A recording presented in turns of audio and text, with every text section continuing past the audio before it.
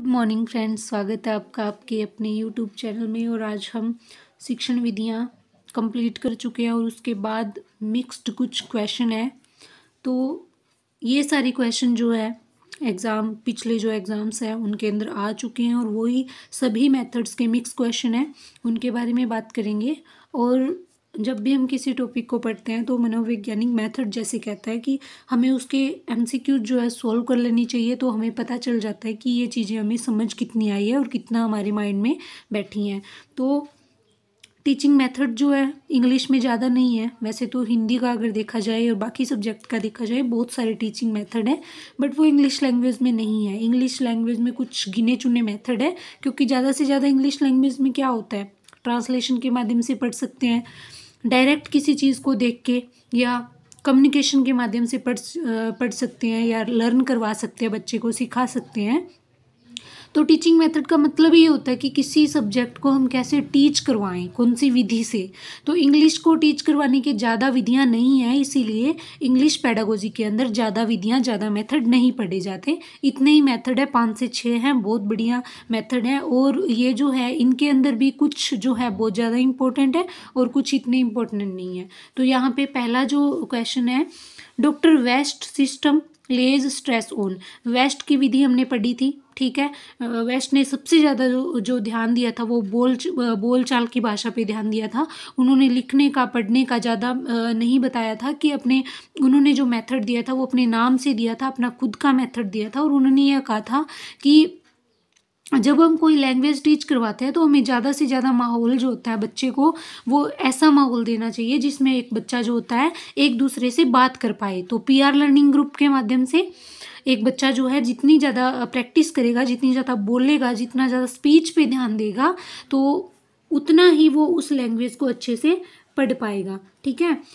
और इन्होंने राइटिंग और जो राइटिंग थी और रीडिंग थी उनमें भी सबसे ज़्यादा ध्यान जो दिया था वो रीडिंग पे ध्यान दिया था। और रीडिंग भी कैसी, साइलेंट रीडिंग, ठीक है। तो सबसे ज़्यादा इन्होंने ध्यान दिया था स्पीच पे, और स्पीच के अंदर भी वो कैसी रीडिंग करे, साइलेंट रीडिंग। तो यहाँ पे silent reading. Doctor West method is based on, doctor West का जो मेथड था वो किस पे बेस्ड था, कौन सा आधार था उसका, utilitarian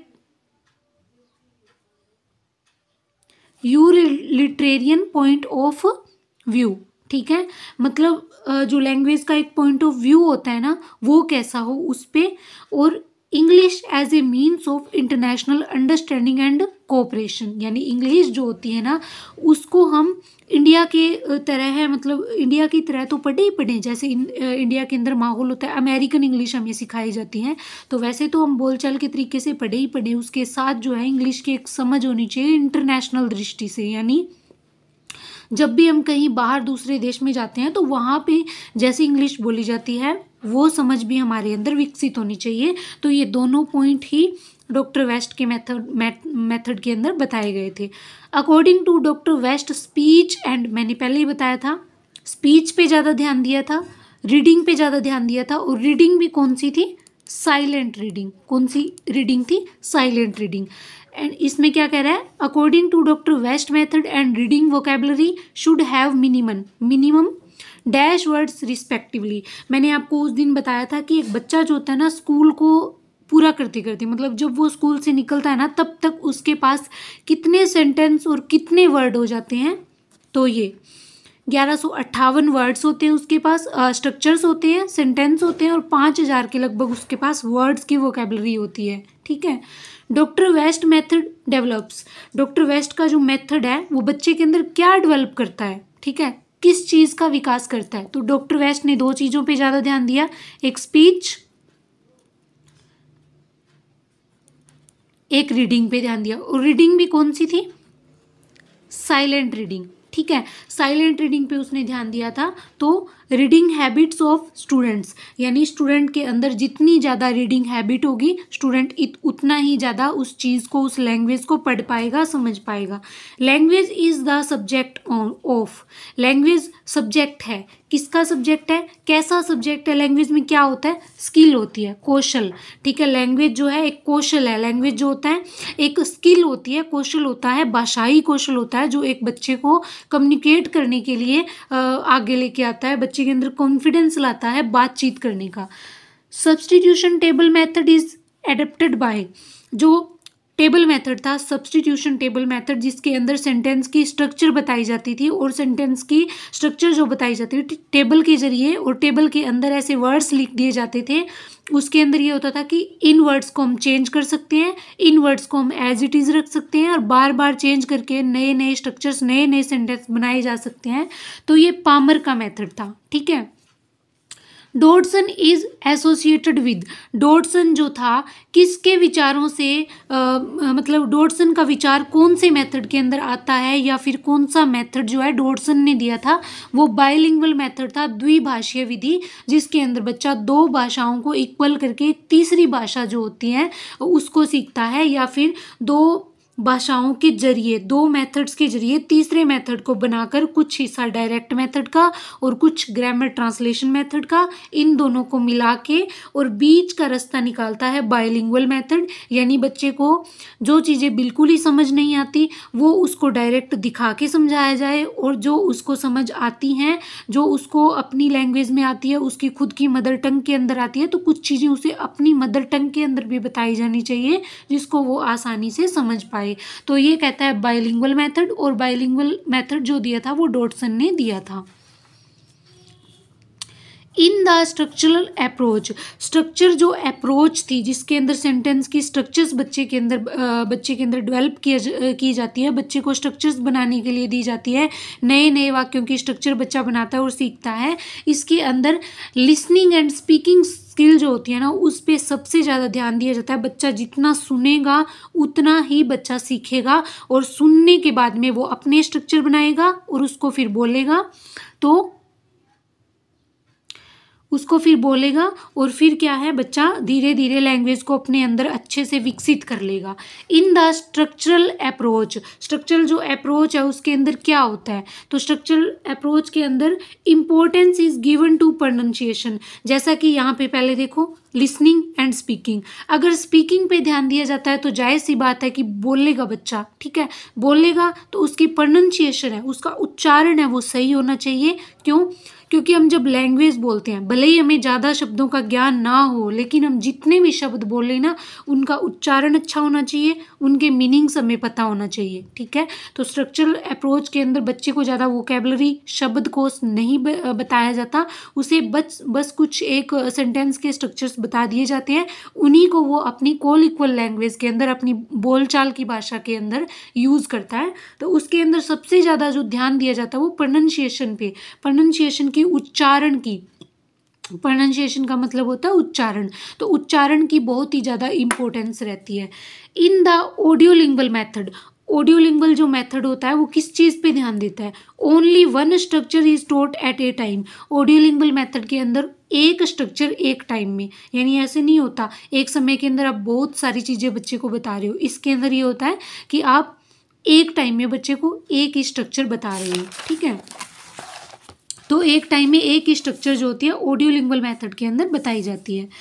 in the audiolingual method, audiolingual method के अंदर होता क्या है, इसके अंदर होता है लर्निंग मटेरियल इज प्रॉपरली, पूरे तरीके से सिलेक्टेड एंड ग्रेडेड, यानी जो पढ़ाया जाने वाला, सिखाया जाने वाला जो मटेरियल है ना, जैसे बच्चे को हमने भाषा सिखानी है तो भाषा के अंदर जैसे हमने सबसे पहले संज्ञा पकड़ लिया, ठीक है भाई, संज्ञा क्या होती है, सभी प्रकार के जो नाम होते हैं वो संज्ञा होते हैं, है ना, नाम ही संज्ञा है। तो अगर हमें ये चीज़ें बतानी है तो हम उसको प्रॉपरली सिलेक्टेड, पहले हम उसको प्रॉपर सिलेक्ट करेंगे भी क्या हमें बच्चे को पढ़ाना है। फिर ग्रेडेड, ग्रेडेड का मतलब होता है एक सीक्वेंस में, पहले बच्चे को क्या बताना है, उसके बाद क्या बताना है, उसके बाद क्या बताना है और लास्ट में क्या बताना है, तो ये ग्रेड होती है, ठीक है। तो पूरी तरीके से सिलेक्टेड होना चाहिए, ये नहीं हम कुछ भी बढ़ाए जा रहे हैं बच्चे को, पूरा सिलेक्टेड स्मार्टली, ठीक है। और ग्रेडेड का मतलब होता है कि बच्चे को एक सीक्वेंस में बताना है, ठीक है, क्रमशः जिसको बोलते हैं ना, एक क्रम में बताना है कि पहले हम संज्ञा के बारे में बताएंगे, संज्ञा में बच्चा सारे नाम सीख जाएगा, ठीक है। फिर हम सर्वनाम को पकड़ेंगे, उसके अंदर हम बताएंगे भी बार बार एक वर्ड के बार बार एक वाक्य के अंदर नाम को रिपीट नहीं करते, उसकी जगह कुछ ऐसे शब्द होते हैं जिनको सर्वनाम कहा जाता है। तो इस तरीके से सिलेक्टेड और ग्रेडेड होना चाहिए। तो ऑडियोलिंगुअल मेथड के अंदर यही होता है। The extensive use of mother tongue is advocated in, मतलब सबसे ज़्यादा मदर टंग का यूज किस में होता है, किस में होता है, ग्रामर ट्रांसलेशन मेथड के अंदर, क्योंकि इसमें सिर्फ और सिर्फ क्या करवाया जाता है, ट्रांसलेशन करवाया जाता है। जितना हो सके उतना इसके अंदर हर टाइम बच्चे को टारगेट लैंग्वेज और मदर टंग दोनों लैंग्वेज के अंदर, टारगेट लैंग्वेज में जो भी सिखाना है ना वो पहले मदर टंग के अंदर ट्रांसलेट करेंगे, फिर बच्चे को बताएंगे। In the grammar translation method, grammar translation method के अंदर होता क्या है, there is little chance of teacher student interaction. आपको पता है grammar translation method old method है, क्लासिकल मेथड है, पुराना मेथड है, ठीक है, अमनोवैज्ञानिक मेथड है। इसके अंदर टीचर और स्टूडेंट के बीच बहुत ही कम बातचीत होती है, क्योंकि टीचर जो होता है बोलता जाता है और बच्चे को बस ट्रांसलेट करना होता है। बच्चा एक पैसिव लिसनर होता है। पैसिव लिसनर का मतलब होता है मूक श्रोता, जो कुछ भी नहीं बोल सकता, बस सुन सकता है। तो ग्रामर ट्रांसलेशन मेथड के अंदर बहुत ही कम चांस होते हैं टीचर और स्टूडेंट के बीच में इंटरेक्शन होने के। इन ग्रामर ट्रांसलेशन मेथड एम्फासिस, जो ग्रामर ट्रांसलेशन मेथड होता है वो किस पे जोर देता है, किस पे जोर देता है, द यूज ऑफ मदर टंग। सबसे पहले ही मैंने आपको बता दिया कि ग्रामर ट्रांसलेशन मेथड होता है सिर्फ ट्रांसलेशन पे जोर देता है, और ट्रांसलेशन भी किसका होता है, मदर टंग के अंदर टारगेट लैंग्वेज का।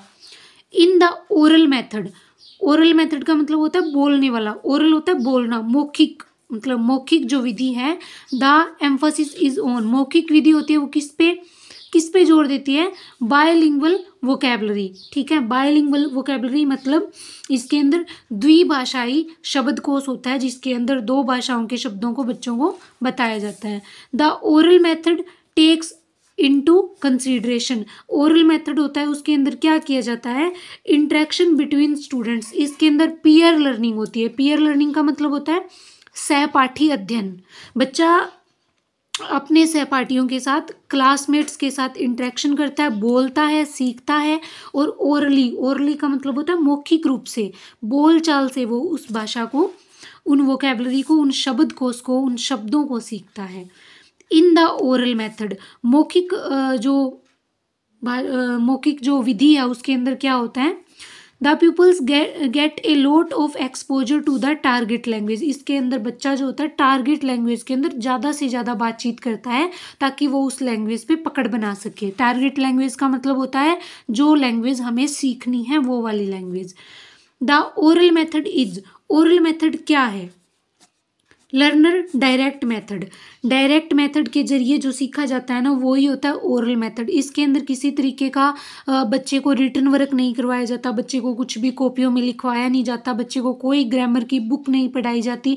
बच्चे को जो शब्द बताना है उस शब्द को डायरेक्ट उसकी फ़ोटो दिखाई जाती है या डायरेक्ट वो वस्तु दिखाई जाती है और उसका उस टारगेट लैंग्वेज में नाम बता दिया जाता है। जैसे आप बच्चों को इंग्लिश लैंग्वेज सिखा रहे हो, ठीक है, और आपने बच्चे को बताना है सेब के बारे में, तो आप उसको हिंदी में सेब नहीं बोलेंगे, आप उसके सामने एप्पल शब्द यूज करेंगे और साथ के साथ उसको एप्पल दिखा देंगे।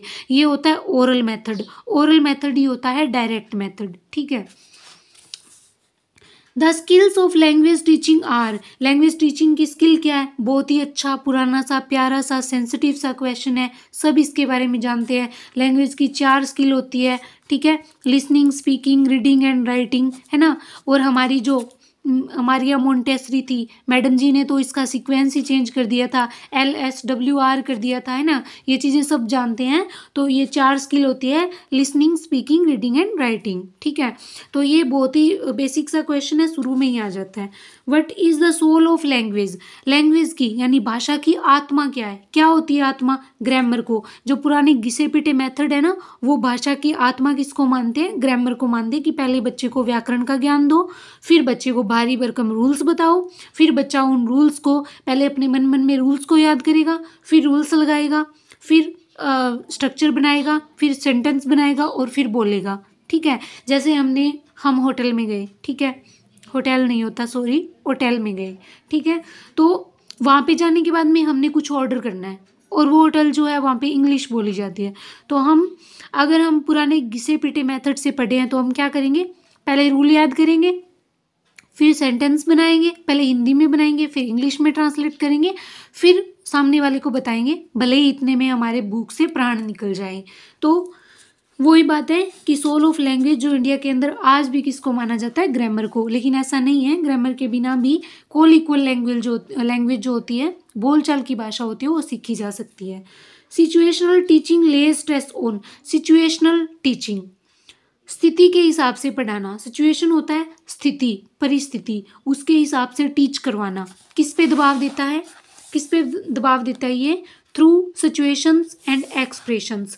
सिचुएशन के हिसाब से पढ़ाना, परिस्थिति के हिसाब से पढ़ाना, किस पे दबाव देता है, सिचुएशन पे। मतलब वो वाली परिस्थितियाँ जिनमें पढ़ाया जा सके, पहले हम बच्चे के आसपास बनाएंगे, फिर हम खुद ऐसे एक्सप्रेशन देंगे जिससे बच्चा आसानी से समझ जाए।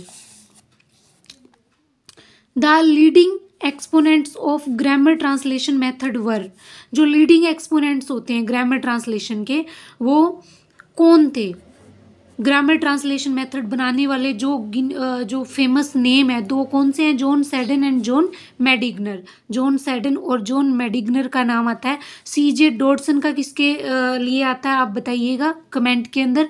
डॉक्टर वेस्ट का किसके लिए आता है और एच.ई. पामर का किसके लिए आता है, आप बताओगे ये कमेंट के अंदर, क्योंकि मैं पहले इनको बता चुकी हूँ।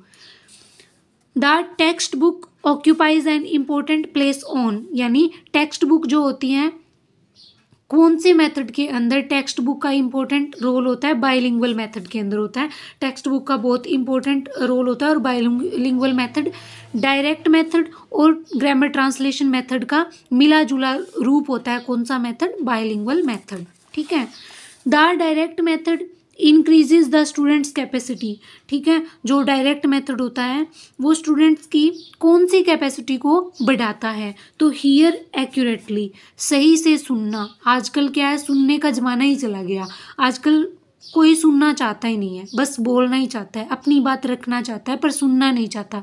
लेकिन एक बात बता दूं कि हम दिन में, पूरे दिन के अंदर 70% जो चीज़ें होते हैं ना, वो सुन के ही सीखते हैं, बोल के नहीं सीखते।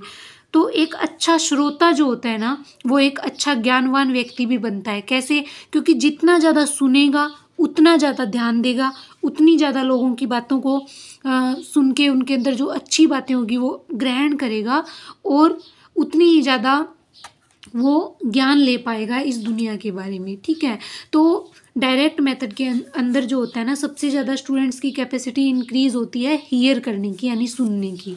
The mother tongue occupies an important place. Mother tongue का जो इम्पोर्टेंट रोल होता है वो किस में होता है, तो ग्रामर ट्रांसलेशन मेथड में। आपको पता है ग्रामर ट्रांसलेशन मेथड के अंदर ट्रांसलेशन होता है, चेंज करना होता है। किस में चेंज करना होता है, अपनी ग्रामर जो अपनी मदर टंग है उसको चेंज करना होता है इंग्लिश के अंदर। जैसे हमने कोई वाक्य बनाया अपनी क्षेत्रीय भाषा में, अपनी मातृभाषा के अंदर, और फिर उसको चेंज किस में किया, जो हम सीख रहे हैं उस भाषा के अंदर। ठीक है। The main advocate of direct method, direct method बनाने वाला बंदा कौन था,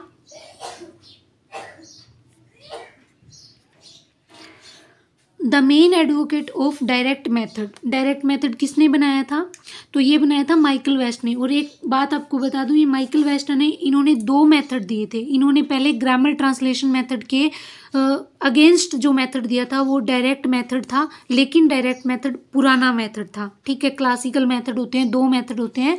कौन कौन से होते हैं, दो मेथड ओल्ड मेथड होते हैं, एक तो ग्रामर ट्रांसलेशन मेथड और एक होता है डायरेक्ट मेथड। ठीक है, तो माइकल वेस्ट ने जो डेका बंगाल के अंदर प्रिंसिपल थे कॉलेज में, ठीक है, तो इन्होंने दो मेथड, एक नया मेथड बनाया था और एक पुराना डायरेक्ट मेथड, और नया जो बनाया था अपने ही नाम पर इन्होंने बना लिया था, वो था वेस्ट न्यू मेथड। ठीक है, क्योंकि जो न्यू मेथड था ना वो डायरेक्ट मेथड के जैसा ही था, थोड़ा सा चेंजेस था उसमें। तो इन्होंने दो मेथड बनाए, एक का नाम था डायरेक्ट मेथड, और एक जब नया मेथड बनाया तो उस नए मेथड को इन्होंने अपना ही नाम दे दिया, वेस्ट न्यू मेथड।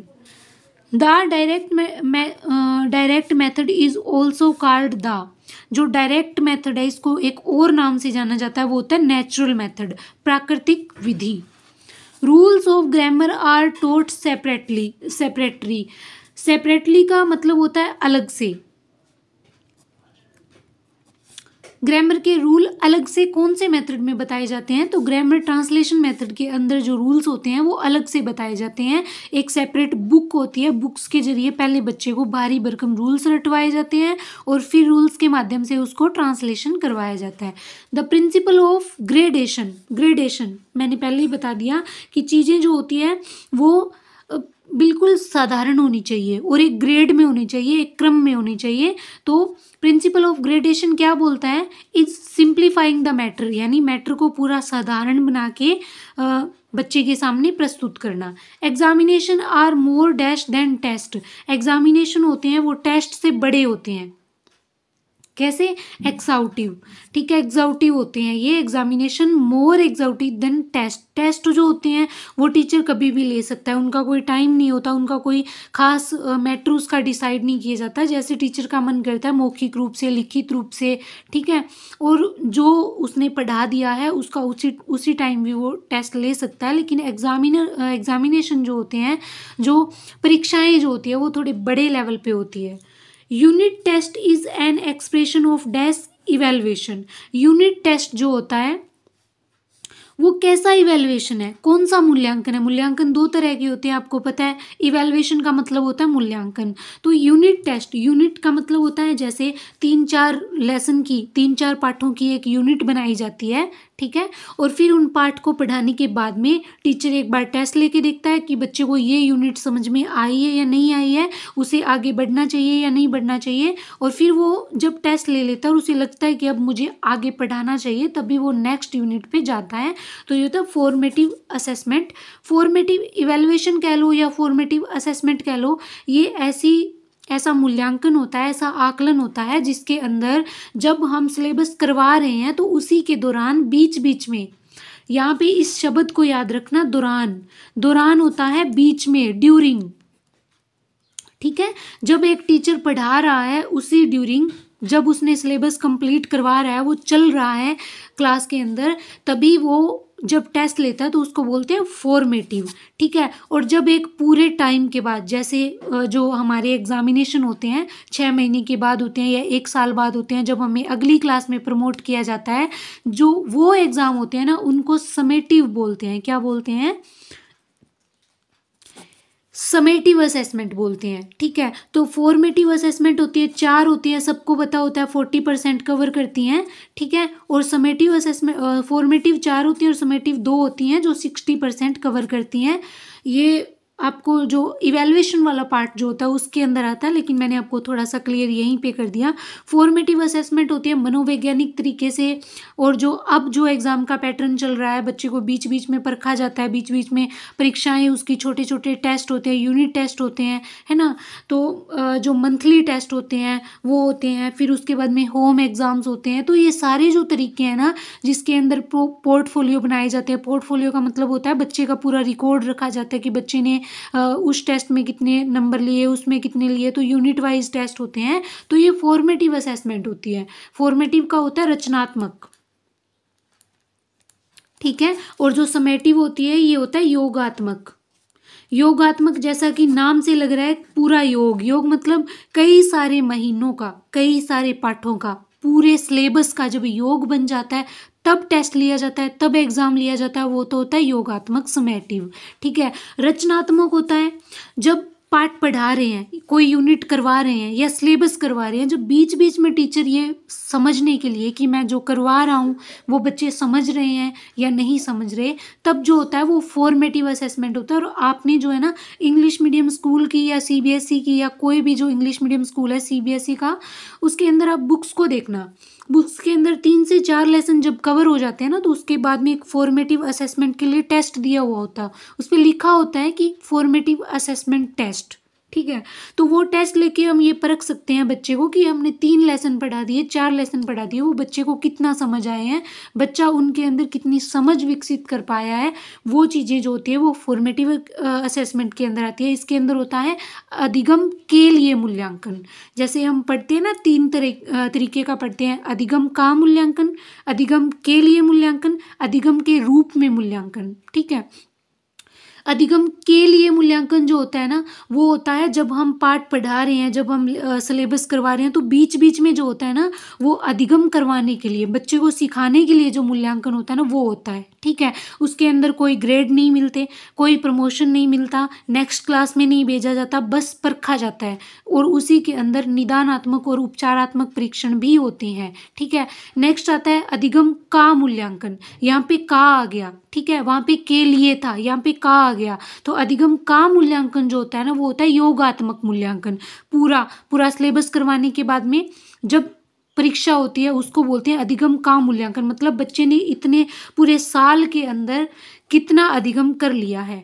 उसके अंदर क्या होता है, बच्चे को ग्रेड्स मिलते हैं, उसको सर्टिफिकेट मिलता है, उसको नेक्स्ट क्लास में प्रमोट किया जाता है। ठीक है, और एक होता है अधिगम के रूप में मूल्यांकन। इसके अंदर हम खुद से खुद का आकलन करते हैं ना, खुद का खुद ही मूल्यांकन कर लेते हैं। जैसे हम क्या कई बार कोई चीज़ है हमने याद कर ली है, ठीक है, याद करने के बाद में हम उस पर हाथ रख के ये पढ़ रहे हैं, ये देख रहे हैं कि आंख बंद करके या हाथ रख के ये देखते हैं कि हमें ये चीज़ कितनी याद हुई। तो वो होता है अधिगम के रूप में मूल्यांकन। ठीक है, जो हम खुद अपना मूल्यांकन डिसाइड करते हैं, हम खुद देखते हैं कि खुद का खुद ही आकलन करते हैं कि हमने कितना सीखा। तो ये 3 और बहुत इम्पोर्टेंट है जो मैंने इसी क्वेश्चन में आपको क्लियर करवा दिया है। नेक्स्ट 30 क्वेश्चन कवर हो गए हैं, नेक्स्ट 30 क्वेश्चन और बचे हैं, वो हम कल की क्लास में करेंगे।